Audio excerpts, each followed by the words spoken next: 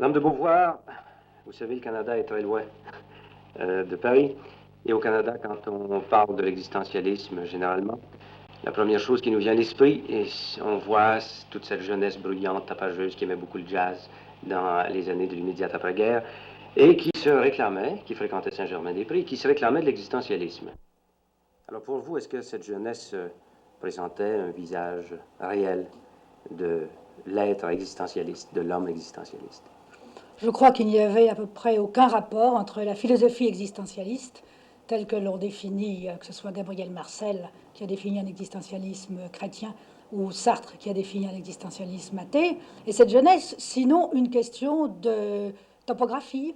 Je veux dire que Jean-Paul Sartre fréquentait les cafés de Saint-Germain-les-Prés pour y travailler, et il habitait d'ailleurs, il habite encore sur la place Saint-Germain-les-Prés, et toute cette jeunesse eh bien, danser dans des caves de Saint-Germain-les-Prés, je vois très peu d'autres rapports entre les deux espèces d'existentialisme. C'était tout à fait accidentel, quoi, qu'ils se soient rencontrés. C'est tout à fait accidentel. Ceci dit, nous avions, Sartre et moi, des amis plus jeunes que nous parmi cette jeunesse, tels que Gréco, Anne-Marie Casalis ou d'autres.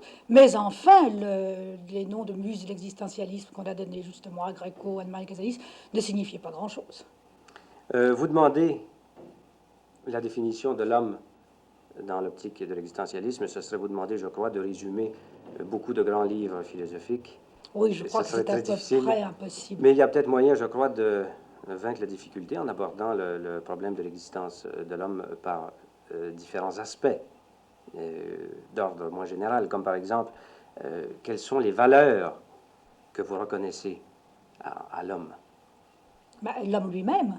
Nous pensons, et ça c'est un des points les plus importants de l'existentialisme, que l'homme est finalement la raison d'être de l'homme, son avenir et la fin même de toutes ses activités.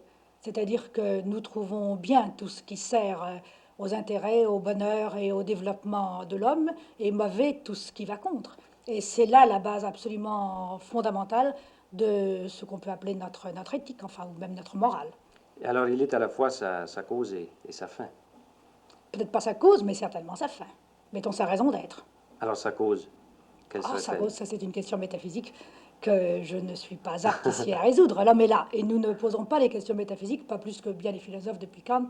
Ils ont décidé de ne pas la poser. Nous sommes là, et ce qui nous intéresse, c'est de savoir que faire de nous. Maintenant, dans la conception du monde de cet homme existentialiste, Dieu n'est pas présent. Pas dans l'existentialisme sartrien, dans l'existentialisme de M. Gabriel Marcel, oui. Mais dans l'existentialisme de Sartre, tel qu'il est défini dans L'être et le néant, tel qu'il va l'être dans le prochain ouvrage que Sartre va donner incessamment chez Gallimard, qui s'appelle Critique de la raison dialectique, Dieu n'est pas présent. Il n'y a pas de Dieu. Nous sommes des athées, très exactement. Alors, qu'est-ce qui fait que l'homme, quand même, accepte de vivre et accepte de poser des gestes? Qu'est-ce qui dirige ces gestes? Qu'est-ce qui dirige ces gestes? Le souci précisément des autres hommes, en grande partie, le souci aussi de son propre bonheur, les deux étant d'ailleurs liés d'une manière à peu près inextricable, parce que je crois que chacun est lié à tous et personne ne peut se réaliser sinon à travers, avec les autres. Et rien n'est fait de valable pour et par les autres, sinon à partir de quelque chose qu'on a également profondément ancré en soi-même. Les mots de bien et de mal, qu'est-ce qu'ils signifient pour vous? Je viens de vous dire que nous trouvons bien tout ce qui, d'une certaine façon, sert l'homme, sert d'abord ses besoins, son bonheur, sa liberté, le développement de sa vie, et nous trouvons mal tout ce qui entrave cela. Vous parlez beaucoup d'engagement et vous vous engagez vous-même. Politiquement, vous vous êtes engagé. Oui. Vous êtes engagé. Oui. Et je ne crois pas que vous vous désengagerez bientôt.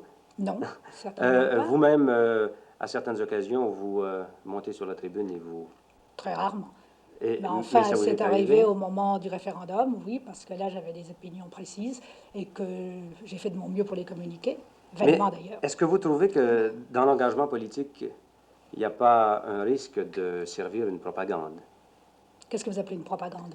Une propagande est quelque chose qui sert une idéologie, disons. Si c'est une bonne idéologie, pourquoi est-ce que je ne ferais pas de la propagande? Mais si c'est une idéologie à laquelle j'adhère. Mais qu'est-ce qui vous prouve justement que cette idéologie est plus vraie que l'autre à côté? Il s'agit là d'un choix, et d'un choix qui est défini par tout l'ensemble précisément de ma conception du monde. Alors il y a toute une conception du monde qui est mûrie, réfléchie, élaborée, soutenue à la fois par l'expérience, par des lectures, par des réflexions, et qui m'amène à choisir une idéologie plutôt qu'une autre. À ce moment-là, je trouve qu'il est bon de s'engager et de défendre enfin, ses idées, banalement. Au point de vue idéologie politique, quelle est votre situation actuellement?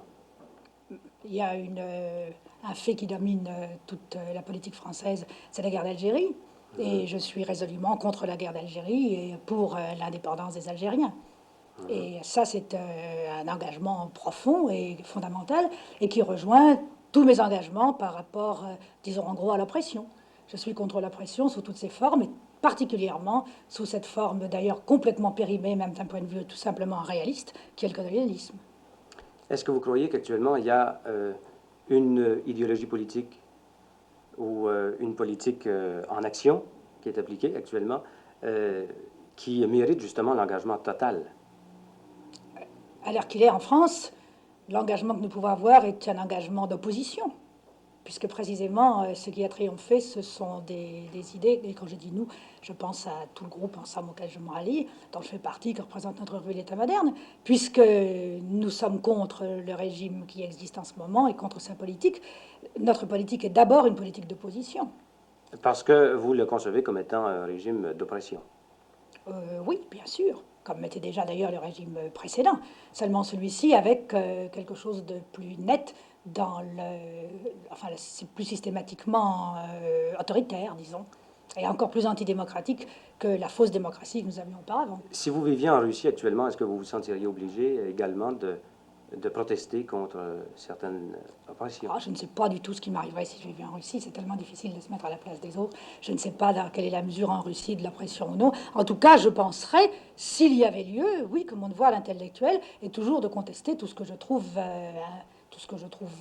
qui opprime l'homme, certainement. Et cette situation de quelqu'un qui proteste, qui tient à toujours protester contre l'oppression, quand il voit l'oppression quelque part, qu'il proteste, est-ce que vous croyez qu'un jour, ça sera éliminé? C'est-à-dire, est-ce que vous croyez qu'un jour, il y aura moyen de trouver un système social qui remplira toutes les conditions?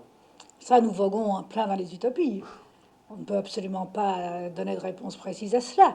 Je pense que pour que ça soit même envisagé, une abolition radicale de l'oppression, il faudrait d'abord que la planète change quant aux ressources qu'elle offre aux hommes, parce que, comme vous le savez, le grand malheur qu'il y a aujourd'hui, et depuis la naissance de l'humanité, du moins depuis qu'on la connaît, c'est la rareté, c'est qu'il n'y a pas assez à manger pour tout le monde, tout bêtement, c'est qu'il y a des millions d'hommes qui meurent de faim, encore en Chine, malgré l'effort de la Chine, et énormément encore aux Indes et dans toute l'Asie. Tant qu'il n'y aura pas assez à manger pour tout le monde, forcément, il y aura un état de lutte des hommes entre eux et il y aura forcément un état d'oppression. Alors, si vous me demandez si un jour il y aura l'abondance, je suis absolument incapable de vous répondre. Ça dépend des progrès aussi bien du développement de l'énergie atomique que du rythme de la repopulation par rapport à la production. Enfin, 1000 questions qui nous entraînent dans de la science-fiction à ce moment-là. Dans Les Mandarins, Madame de Beauvoir, il y a une scène, je crois, très importante du roman. Alors que Dubreuil et l'autre, qui s'appelle, j'ai oublié son nom, Perron, luttent, justement, sont engagés dans le sens d'une certaine idéologie politique. Ils se rendent compte un jour que dans le pays qui représente en quelque sorte le symbole, enfin qui applique cette idéologie, des choses se passent qui ne devraient pas se passer, d'après eux, comme l'existence des camps de concentration. Et à ce moment-là, il y en a un qui veut le dire aux lecteurs, à ses lecteurs, et l'autre qui ne le veut pas. Est-ce que vous croyez qu'il était juste de ne pas en avertir le public? Je n'ai pas exactement pris parti, parce que, comme je vous l'ai dit tout à l'heure, nous pensons que la morale n'est pas une affaire de principes et de valeurs éternelles, mais d'abord, avant tout, une question concrète d'efficacité, c'est-à-dire qu'il s'agit toujours de servir le bien, le bonheur, la liberté des hommes. Alors le vrai problème, c'était de savoir quelle était l'efficacité d'une telle révélation. Pouvait-elle servir à diminuer, par exemple, l'importance de ces camps? Pouvait-elle accélérer leur liquidation? Ça, c'est un point de vue. Mais d'autre part, est-ce qu'on ne risquait pas, en les révélant, de décourager alors toute une classe de la population française qui prenait appui quand même sur l'URSS et sur le Parti communiste pour lutter contre la pression? C'était ces choses qu'il fallait, ces facteurs qu'il fallait balancer avant de prendre une décision. Alors les deux points de vue pouvaient se défendre, quoi. À mon avis, comme je l'ai posé dans les Mandarins, les deux points de vue pouvaient se défendre. Ceci dit, pratiquement, la question s'est posée, un peu plus tard d'ailleurs, car les Mandarins ne suivent pas du tout la réalité comme on l'a dit. J'ai pris beaucoup de liberté avec l'histoire, au contraire. lorsque la question s'est posée d'en parler ou de ne pas en parler, Sartre, dans l'État moderne, en a parlé. Il a parfaitement, il a été même, je crois, peut-être pas le premier, c'est le premier à l'avoir voulu le faire. Je crois que Rousseau l'a pris de vitesse, mais ils étaient d'accord à ce moment-là, dans, je ne sais plus quoi, peut-être le Figaro littéraire. Toujours est-il que Sartre en a parlé des camps de concentration soviétiques et a donné les règlements tels qu'ils avaient été inscrits, enfin, sur l'internement administratif, presque avant tout le monde. Au point de vue engagement politique, Sartre et vous-même avez été et êtes encore, je crois, très près du communisme. Nous sommes souvent près du communisme, souvent aussi assez loin. Ça dépend tout à fait de la tactique, de la politique du parti, ça dépend à l'extérieur comme à l'intérieur d'une quantité de choses. Et au point de vue philosophique, évidemment, l'existentialisme et le marxisme ne se rejoignent pas. Ils ne sont pas très loin l'un de l'autre, et précisément les prochains ouvrages de Sartre sont un effort pour montrer tout ce qu'il y a de conciliable entre les deux. Ils sont proches l'un de l'autre en ce sens que les deux sont des matérialismes, mais pas au sens où on prenait le mot au XVIIIe siècle, pas au sens, d'ailleurs ça Sartre s'est expliqué très très souvent là-dessus dans des ouvrages antérieurs, en ce sens que nous pensons que ce qui prime d'abord avant tout dans le monde, c'est le besoin. Je vous le répète, le besoin et l'impuissance de la planète telle qu'elle est à assouvir ses besoins chez tous, sous leur forme la plus primitive.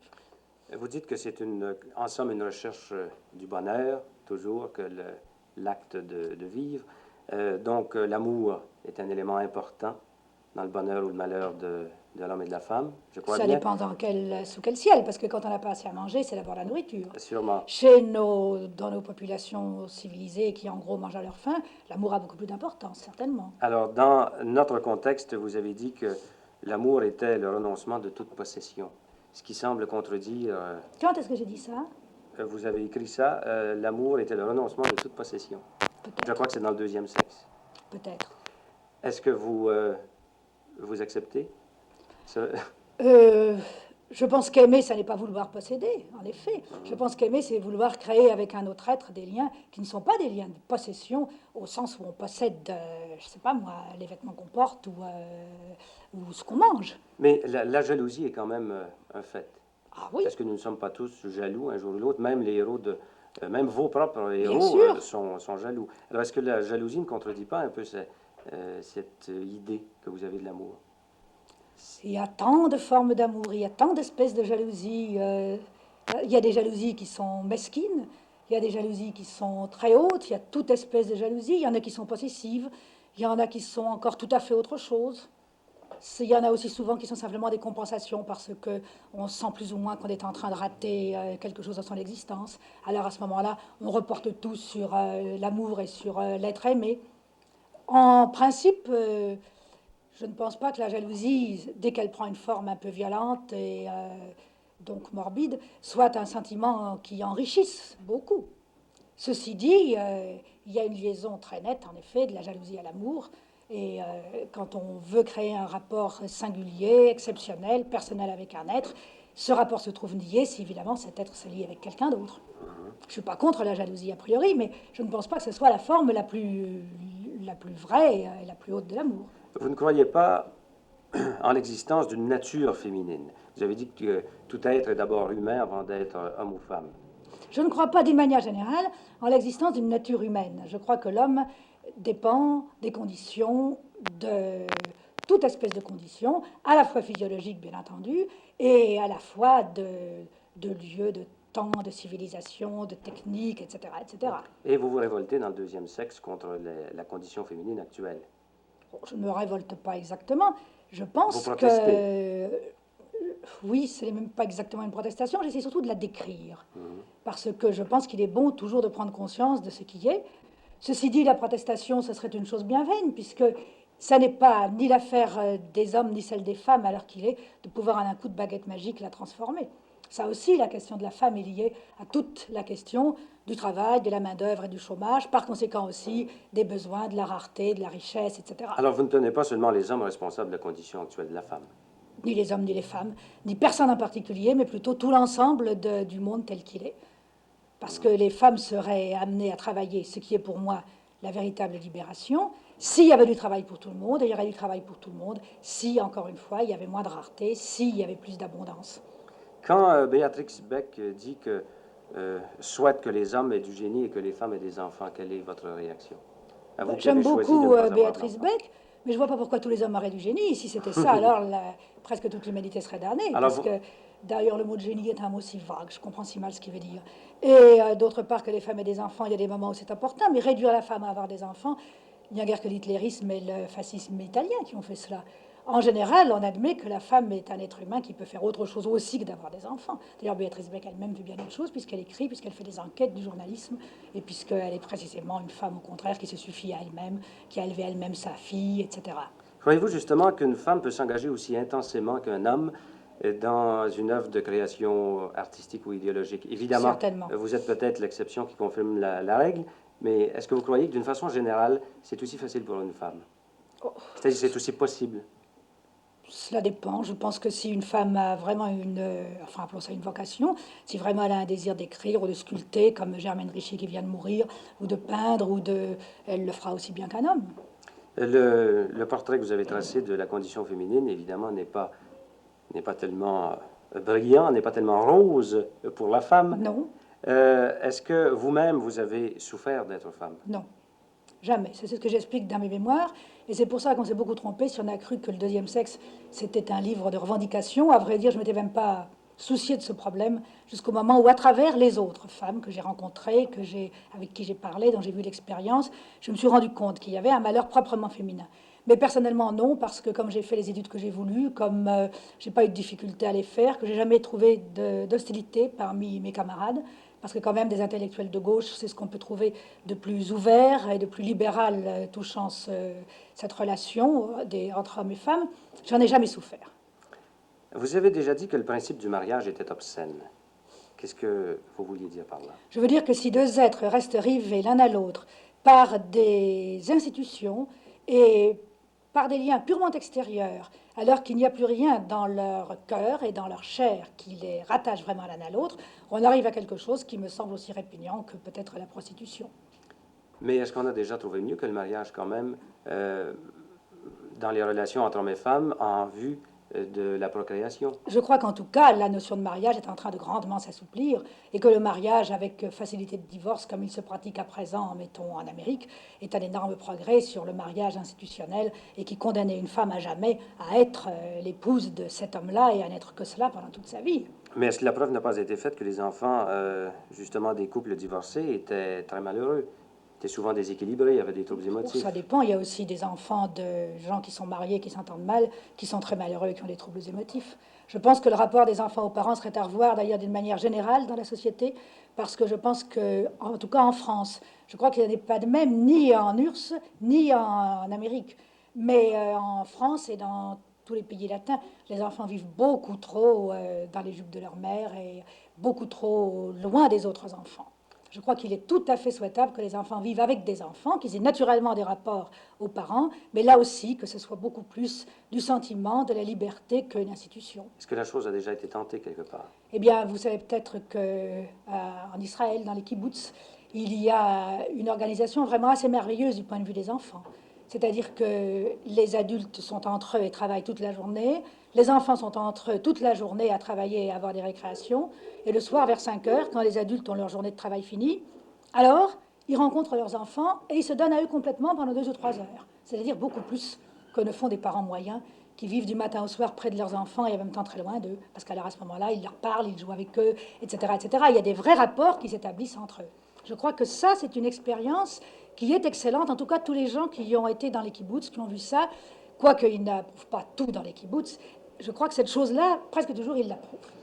Dans les mémoires, dans vos mémoires, premier tome, Oui. qui s'appelle Les mémoires d'une jeune fille rangée, non sans humour d'ailleurs, je crois, le titre. Oh, un peu d'humour. Vous savez que le titre est emprunté en fait à un livre charmant de Tristan Bernard qui s'appelait Les mémoires d'un jeune homme rangé, qui est un roman.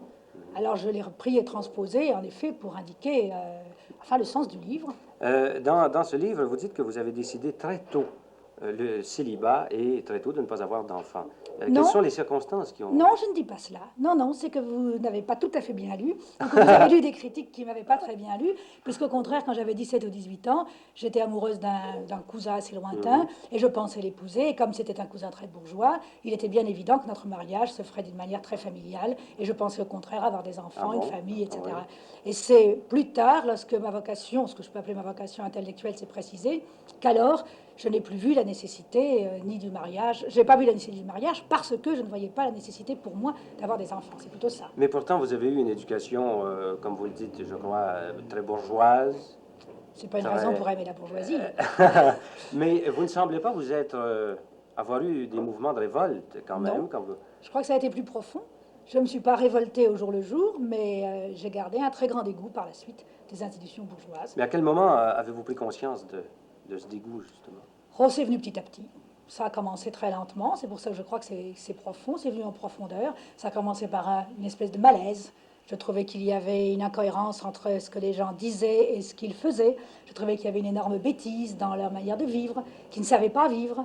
Ça, j'ai commencé à penser ça vers 12-13 ans, que les choses qui se font, il n'y avait pas de raison pour les faire, qu'on pouvait très bien faire qui ne se font pas. Petit à petit, sans révolte, il y a une espèce de bêtise qui m'a sauté aux yeux. Puis j'ai voulu m'en dégager. Et puis j'ai travaillé pour m'en dégager. Et puis une fois que j'ai été étudiante et que j'ai commencé à pouvoir faire une espèce de plan de ma vie, eh bien, j'ai essayé de m'écarter le plus possible de cette espèce de schéma tout fait, tout bâti. Je voulais inventer ma vie. Je pensais qu'on pouvait inventer et qu'on s'en tirerait beaucoup mieux qu'en répétant des routines éprouvées, mais justement très mal éprouvées. Maintenant, de quelle façon le problème de Dieu s'est-il posé à vous? Parce que vous dites qu'à l'âge de 15 ans, il y a eu une crise qui a, une fois pour toutes, décidé... Là non plus, ce n'est pas tout à fait exact. C'est pas une crise, c'est plutôt une espèce de prise de conscience. Je me suis aperçue un beau jour, à 14 ans, à 13 ans, je ne saurais pas vous dire la date exacte, je me suis aperçue un beau jour que je ne croyais plus, que c'était fini. J'avais cru d'une manière très très ardente quand j'étais toute petite. Je croyais aux anges, au petit Jésus, etc. Puis après, j'ai moins cru tout de même à toute cette mythologie plus extérieure, mais enfin, j'ai cru vraiment à Dieu. Mais petit à petit, j'ai épuré Dieu tellement qu'il n'y avait plus aucun rapport avec ce monde, parce que Dieu ne pouvait pas être bête comme toutes les personnes pieuses que je voyais, ou comme les prêtres à qui je parlais. Il était différent, il ne pouvait pas non plus s'intéresser à des vétilles. Il a fini par ne plus répondre à rien ni à personne. Et à ce moment-là, je me suis aperçue que bon, il n'existait plus pour moi finalement. Il s'était évaporé. Et est-ce que, comme vous dites, c'était évaporé, mais est-ce que vous avez remis le problème en question plus tard? Plus tard, j'ai fait de la philosophie et tout ce que j'ai appris m'a, je ne pourrais même pas dire confirmé, mais tout ce que j'ai appris continue à être dans la ligne que la question, en somme toute, ne se posait pas. Si vous voulez, par exemple, j'ai lu Kant quand j'avais 18 ans et j'ai tout de suite pensé avec Kant qu'il fallait en effet refuser la métaphysique proprement dite ou l'ontologie et se poser le problème à partir du fait que nous existons sur Terre sans chercher à percer par-delà la chaîne des causes et des effets. Mais si je comprends bien, votre athéisme est d'abord venu par intuition chez vous. Si vous voulez, je me suis aperçu que j'avais aucune raison de croire, mais et que les gens qui étaient autour de moi croyaient sans avoir des raisons non plus. C'est plutôt ça. Les uns croyaient sans avoir de raison de croire, et moi j'ai cessé de croire sans non plus avoir des raisons positives et établies de ne pas croire. Mais comment prouver que quelque chose n'existe pas? On ne peut jamais non plus en faire la preuve. C'est plutôt aux autres de faire la preuve du contraire, n'est-ce pas? Mais enfin, oui, est-ce que la Alors, preuve... cette preuve, je ne l'ai jamais trouvée, ni dans ma raison, ni dans ma tête, ni dans mon cœur. Donc, La preuve de croire. oui, la preuve d'un Dieu. Et la preuve du contraire, est-ce qu'elle existe? Enfin, Bon, philosophiquement, oui, d'une certaine façon. Parce que, par exemple, dans l'être et le néant, Sartre, à mon avis, montre très bien que cette espèce de synthèse qu'on appelle Dieu, qui serait à la fois, enfin là nous allons entrer dans de la philosophie, pour soi en soi, est irréalisable et même réellement impensable. Enfin, ceci dit, un croyant pourra toujours dire que précisément on croit parce que c'est absurde et parce qu'on ne comprend rien. Mais alors à ce moment-là, ça me semble un recours un peu désespéré. Mais d'une façon générale, qu'est-ce que vous pensez des croyants? Oh, je ne pense rien de façon générale. J'ai des opinions très particulières sur les uns et les autres, car ils sont aussi divers que les non-croyants. Il y a des prêtres progressistes avec qui je m'entends parfaitement, et il y a au contraire des athées, mettons qui sont précisément pour l'oppression, et avec qui je ne m'entends pas du tout. Et il y a des croyants qui simplement font de la religion, au contraire, alors à ce moment-là, une justification, mettons, du capitalisme ou du colonialisme, avec qui je ne m'entends pas. Enfin, ça dépend. Vous savez que l'Église est très, très, très divisée. En particulier, même à l'intérieur de l'Église de France, il y a d'énormes différences. Vous avez des prêtres qui se battent avec le FLN, et vous en avez qui sont au contraire complètement pour les gros colons algériens. Est-ce que ça ne prouve pas que dans le christianisme, il y a là aussi une liberté comme dans votre monde existentialiste? Si, je le crois tout à fait. Je crois que finalement, Dieu, c'est une espèce d'alibi qui n'en est pas un, et que des quantités de gens, d'ailleurs, des quantités de croyants me l'ont dit, je ne dirais même pas avoué, qu'on est aussi perdu dans un monde où il y a un Dieu, si vraiment on prend à cœur de savoir où est le bien et le mal, et quelles sont ses volontés, que dans un monde où il n'y en a pas. Parce que de toute façon, qui va interpréter la volonté de Dieu, qui va interpréter la manière dont la transcendance se traduit dans notre monde ici-bas, c'est chacun dans sa propre conscience. Et à ce moment-là, chaque conscience se retrouve aussi solitaire que la mienne qui ne croit pas en Dieu. À moins de croire en la révélation. Ce que vous ne Ah, mais croyez même pas. si on croit dans la révélation, même si on croit à la révélation, savoir si ce Dieu révélé, il souhaite qu'on continue à, je ne sais pas moi, à opprimer des Algériens et à faire mourir des gens de faim, et si c'est très bien, ou au contraire s'il trouve que c'est très mal, c'est à chacun de décider. Finalement, chacun interprète Dieu selon ses propres tendances. Vous avez déjà publié un premier tome de vos mémoires. Vous travaillez actuellement au deuxième, je crois. Oui, je travaille à une suite qui ne sera certainement pas de la même veine que le premier volume, mais enfin qui lui ressemblera quand même, du moins jusqu'à une certaine date. Jusqu'à la fin de la guerre, ce sera un récit qui suivra à peu près fidèlement les circonstances de ma vie. Je dis à peu près fidèlement parce que dans la première partie qui a été publiée, il s'agissait de mon enfance et de ma jeunesse, et je pouvais vraiment dire tout sur moi. Naturellement, quand on arrive à une vie d'adulte, on est obligé, par rapport à soi, par rapport aux autres aussi, à plus de discrétion. Il y aura donc certains chapitres que je n'aborderai pas, ou que j'aborderai très indirectement. J'en préviendrai d'ailleurs les lecteurs. Je dirai rien que la vérité, je ne dirai pas toutes les vérités, je veux surtout parler de mon rapport avec mon époque, essayer de décrire ce que c'était que d'être une jeune intellectuelle pendant l'avant-guerre. Ensuite, la secousse que ça a été pour les intellectuels de mon bord, pour les autres aussi d'ailleurs, mais enfin, je le prends sous l'angle que je connais, que la guerre, que l'occupation. C'est toute cette évolution qui est à la fois d'ailleurs, on pourrait presque dire sentimentale autant qu'idéologique, que je veux retracer. Disons plutôt cette évolution vécue, globale, totale, en relation avec mon évolution d'écrivain, avec la manière dont j'ai commencé à écrire certaines choses, certaines autres, mes échecs, ce que je peux appeler mes réussites, enfin, à la mesure où, par exemple, mes livres ont été édités, enfin, sans naturellement porter de jugement de valeur là-dessus. C'est tout ça que je voudrais raconter, ma formation comme maître humain et comme écrivain au cours de l'avant-guerre et de la guerre. Pour l'instant, c'est à cela que je travaille. Sur la période d'après, ça me posera encore d'autres problèmes, naturellement. Et est-ce que dans ce deuxième volume, vous allez vous rendre jusqu'à maintenant? Non, je viens de vous dire que ce volume auquel je travaille en ce moment, je l'envisage jusqu'en 44. Ah, jusqu'en 44 Oui, jusqu'en 44, je sais à peu près ce que je fais. Après, je sais que je continuerai encore, que je veux parler de l'après-guerre proprement dite, en tout cas jusqu'à 50. Ensuite, ça, je ne sais pas du tout. Je ne sais pas dans quelle mesure je ferai alors une mise au point sur ce que je suis aujourd'hui. Ça, ce ne sont plus des mémoires à ce moment-là, n'est-ce pas? Peut-être qu'il peut être intéressant et que je peux trouver un moyen de faire un certain bilan de la manière dont je pense ma vie. Mais enfin, ça, c'est à élaborer, c'est pour beaucoup plus tard. Car ça va être un très long ouvrage, enfin long quant au travail que ça va me demander. En somme, voilà déjà 1 an que je travaille dessus, depuis que j'ai fini le premier volume, et je compte au moins encore 3 ans. De quelle façon travaillez-vous à vos mémoires? Est-ce que vous écrivez vite? Est-ce que vous écrivez lentement? Est-ce que vous réécrivez souvent? Est-ce que... Je réécris très souvent. Ça dépend des ouvrages. J'écris beaucoup plus vite les essais et surtout les reportages que je n'écris les romans ou un ouvrage comme ces mémoires que je voudrais vraiment très exact et auquel je veux apporter beaucoup de soins. Là alors, enfin, puisque vous me demandez sur les mémoires, je vous dirais qu'en gros, j'ai fait d'abord une espèce de, je ne peux même pas dire une première version, une espèce de brouillon écrit au galop, où j'ai jeté pêle-mêle un peu tout ce que je me rappelais, une espèce d'exploration de ma mémoire proprement dite. Et puis alors j'ai repris cela ensuite, année par année, en m'aidant de ce que je pouvais avoir de documents, j'en ai malheureusement très peu, des journaux dans la mesure où j'en avais, des lettres dans la mesure où j'en ai, et aussi alors des documents objectifs, c'est-à-dire regarder les journaux de l'époque, alors les journaux, je veux dire la presse de l'époque, etc., pour essayer de revivre enfin mon époque. Parce que, comme je vous disais tout à l'heure, que je pense qu'il n'y a pas de nature humaine et que chacun est lié à tout ce qui l'entoure, si je veux parler de moi, je suis obligé de parler de la France entre 1929 et 1939, par exemple. C'est dans ce sens-là que vous entendez l'engagement, d'ailleurs. C'est que nécessairement, tout est conditionné, chaque être humain est conditionné par tout ce qui l'entoure. Si vous voulez, c'est qu'en un Il est certain engagé. sens, il est impossible d'écrire sur quoi que ce soit sans qu'au moins à l'horizon se profile tout l'ensemble du monde dans lequel on vit. Alors vous ne croyez pas en l'art pour l'art, évidemment. Je ne sais pas s'il y a beaucoup de gens aujourd'hui qui croient même que ces mots aient un sens. Vous croyez que c'est impossible, d'ailleurs. Je ne sais pas très bien ce que ça signifie. Je pense que tout art a toujours eu un contenu, un sens, a toujours été un appel adressé à d'autres hommes, a toujours été une parole dite à des hommes, a toujours eu des raisons humaines dans celui qui était le créateur et dans ceux qui étaient destinés à recevoir et à entériner sa création. Dans le problème de rédaction de mémoire, on dit souvent que chaque auteur se rend compte, à un certain moment, de la limite de sa sincérité. Est-ce que vous avez été face à face avec une certaine limite de sincérité? Non.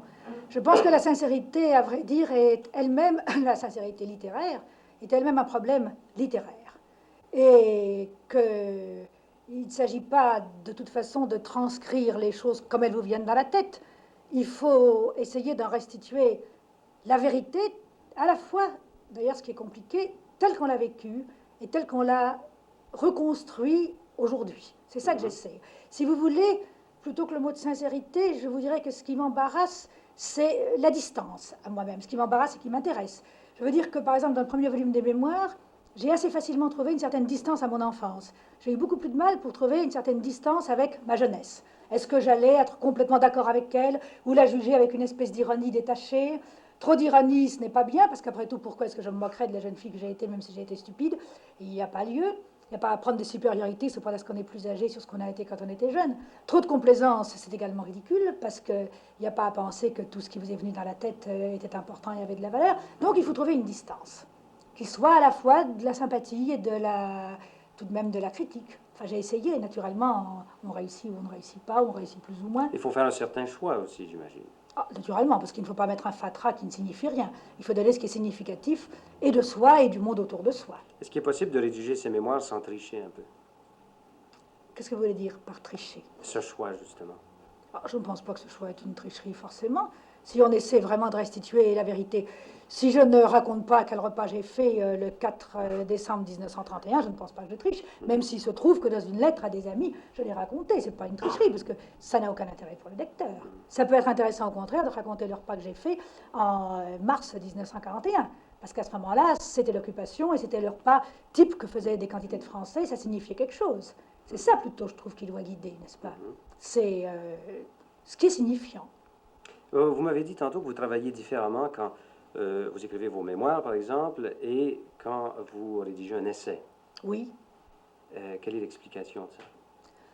C'est que je pense... D'ailleurs, en vérité, je travaille différemment pour chaque livre. Il n'y a pas de livre que j'ai écrit exactement de la même manière. Mais d'une façon générale... Parce que l'idée générale de l'œuvre ne me vient pas de la même façon. Et puis alors ensuite, le fait de la développer, de la voir comme totalité, de la prendre par petits morceaux, se présente tout à fait autrement dans un cas, dans un autre cas. Alors, il n'y a aucune méthode arrêtée. Il n'y a pas de méthode arrêtée. Il y a quand même quelque chose qui m'est, je ne sais pas particulier, mais enfin, en tout cas, qui se retrouve presque toujours pour tous mes écrits, c'est que j'ai besoin d'aller d'un bout à l'autre, et puis de recommencer en allant de nouveau d'un bout à l'autre, en approfondissant chaque fois. Si vous voulez, je ne ferai pas un premier chapitre définitif avant d'être arrivé à la fin du dernier. Et quand le dernier est fini, je recommence depuis le début, en un sens. Et ça tourne en rond comme ça, enfin, comme beaucoup de peintres peignent, n'est-ce pas? Ils ne font pas d'abord un morceau de la toile, ils font toute une esquisse, et puis ils l'approfondissent, et puis ils la réapprofondissent, puis ils s'arrêtent à un moment parce qu'ils ne peuvent plus rien y ajouter. C'est votre façon de C'est un travailler. peu comme ça que je travaille, c'est ça. Qu'est-ce qui fait qu'un sujet donné, ou une situation donnée, devient un roman au lieu d'une pièce de théâtre, ou une pièce de théâtre au lieu d'un roman? Bah, à vrai dire, je n'ai essayé qu'une fois de faire du théâtre, ça n'a réussi Pourquoi à qu'à ce moment-là moitié. avez-vous... Parce que j'avais envie de m'essayer au théâtre et j'avais trouvé un sujet qui me semblait extrêmement théâtral. Et puis, j'ai fait une pièce qui s'appelait Les Bouches Inutiles et je me suis aperçue que ça répondait beaucoup moins à ma manière de sentir les gens, leurs problèmes, que le roman. Et finalement, je n'ai pas recommencé, pas exactement par principe, parce que quand j'ai voulu raconter des cas, décrire des vies, enfin, j'étais bien plus à mon aise pour les raconter sous forme romanesque. Vous attachez beaucoup d'importance au roman. Oui, je comme trouve qu'un Sartre bon roman, d'ailleurs. ça communique beaucoup. Et quand je lis un bon roman, ou quand j'ai lu de bons romans autrefois, parce que c'est tout de même surtout dans la jeunesse qu'on est vraiment happé, cela m'a donné des expériences plus exaltantes peut-être que n'importe quoi. Qu'est-ce que vous demandez à un roman d'abord? Je lui demande d'abord une certaine vérité, ce qui ne veut pas dire une exactitude réaliste, mais il faut qu'il me communique quelque chose qui soit bien particulier, qui soit arrivé à certaines personnes et en même temps qui soit assez général pour me toucher. C'est ça d'abord que je lui demande. Alors qu'il me donne cette vérité à travers telle ou telle espèce d'anecdote, de technique, de style, ça m'est égal du moment qu'il me la donne. Est-ce que vous trouvez que certains jeunes écrivains du nouveau roman, par exemple, comme Rob Grillet, Butor, Simon et d'autres, est-ce que vous trouvez qu'ils attachent trop d'importance au côté technique? Je trouve qu'il est intéressant de faire des recherches techniques, parce que la technique est un instrument et qu'on peut arriver à dire plus vite, mieux des choses quand on a un très bon instrument entre ses mains. Je pense qu'en effet, si on se bute sur l'instrument en tant que tel, comme fait un peu trop Rob Grillet, beaucoup moins Butor, on risque à ce moment-là de ne rien raconter de très intéressant.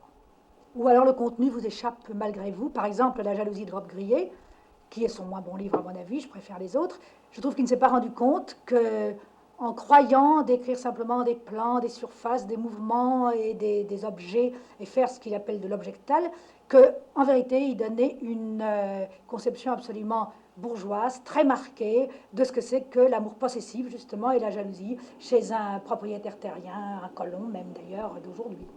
Vous avez aussi fait des grands reportages, entre autres votre livre sur la Chine et celui sur les États-Unis. Oui. Je ne vous demanderai pas évidemment de comparer les États-Unis à la Chine. Donc c'est vraiment Ce impossible. serait tout à fait une chose Étant impossible. donné leur histoire, leur départ, enfin les circonstances. La condition de la femme en Chine. La condition de la femme en Chine, elle a énormément évolué, mais vous savez, elles reviennent de très très loin, les Chinoises, puisqu'on voit encore dans Pékin des vieilles femmes qui ont des tout petits pieds, puisque une fois que les pieds ont été déformés, ils demeurent ainsi rabougris jusqu'à leur mort. Donc il y a encore des traces de cette coutume abominable qui était vraiment le symbole, en même temps que d'ailleurs la réalisation de l'esclavage féminin en Chine. Alors tout cela a été, c'est une bataille qui a été gagnée, les femmes sur des tas de plans sont émancipées, les paysannes ne sont plus du tout maintenant les serves qu'elles étaient autrefois, les femmes votent comme les hommes, les femmes enfin sont légalement tout à fait les égales des hommes. Bien entendu, pratiquement, pas plus d'ailleurs qu'en Occident, elles ne sont vraiment aussi importantes dans aucun domaine. Mais c'est tout de même un des domaines où elles sont à l'avant-garde. Les jeunes étudiantes chinoises, par exemple, sont vraiment, vraiment sans aucun complexe par rapport aux étudiants chinois, qui de leur côté n'ont aucun complexe de masculinité, si je peux dire. Ils ne se sentent absolument pas supérieurs en tant que mâles à leurs camarades femmes. Alors, ils correspondent à un souhait que vous faites dans le deuxième sexe. Oui, d'une certaine façon, oui, certainement. Plus que les Américains.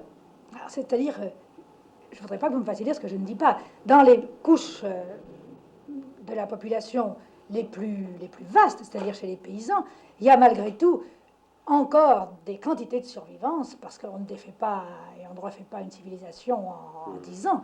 Et je crois que les femmes sont encore, malgré tout, traitées pas du tout à égalité avec les hommes, pratiquement, malgré la loi, parce que vous savez que d'ici qu'une loi se trouve réellement incarnée, il n'y a qu'à voir même nos sociétés à nous, c'est bien différent. Mais au contraire, alors, dans ce qu'on peut appeler l'élite, enfin, chez les jeunes intellectuels, il y a vraiment une égalité profonde qui est réalisée, ça certainement. Et une amitié des deux sexes. Et aux États-Unis, quelle a été la chose qui vous a le plus frappé quand vous êtes arrivé là-bas? De ce point de vue-là, du point de vue de la condition Oui. des femmes, c'est qu'elles étaient infiniment moins émancipées que je ne pensais. C'est que je trouve qu'en réalité, leur émancipation est une chose extrêmement extérieure. D'ailleurs, ça, j'ai parlé de cela avec plusieurs Américaines libérales et très intelligentes qui sont de mon avis. Il y en a une en particulier que je voyais récemment qui s'appelle Eve Merian, je crois, qui écrit dans la Nation, et qui me disait, qui a d'ailleurs écrit des articles très intéressants là-dessus, sur le mythe de la môme, en montrant qu'en vérité, la femme américaine, comme dans tous les pays, eh bien, elle est dépendante de l'homme dans la mesure où économiquement, c'est l'homme qui a l'argent. Et qu'on a beau dire que c'est la femme qui décide si on ira cette année-là dans la Côte d'Azur ou dans un petit village du Texas où on a des parents, c'est finalement le porte-monnaie de l'homme qui en décide. Et ça, je crois qu'elle a parfaitement raison. Et c'est tout à fait ce qui m'a frappé, moi, quand j'ai vu les Américaines. Et pour le reste, pour ce qui est de se faire une situation, de vouloir arriver par soi, je trouve qu'il n'y a plus d'ambition valable chez les jeunes européennes, en France, en Angleterre, en Allemagne, dans les pays du Nord aussi, que je n'en ai rencontré chez les Américaines, pour qui vraiment l'idée était d'avant tout d'attraper un mari. Est-ce que vous croyez que la paix est possible dans l'état actuel du monde? Peut-être, dans la mesure où la guerre devient impossible. C'est le seul espoir que j'ai, c'est et que d'ailleurs beaucoup de gens partagent. La guerre devient tellement impossible et signifierait tel ravage, et tout le monde le sait tellement, que peut-être qu'enfin la paix va régner, avec des petites guerres locales, peut-être ici ou là, mais alors des petites guerres très très localisées où on ne pourra pas employer les grandes armes destructives. Madame de Souhaitons-le. Beauvoir, c'est sur ce souhait que je vous remercie.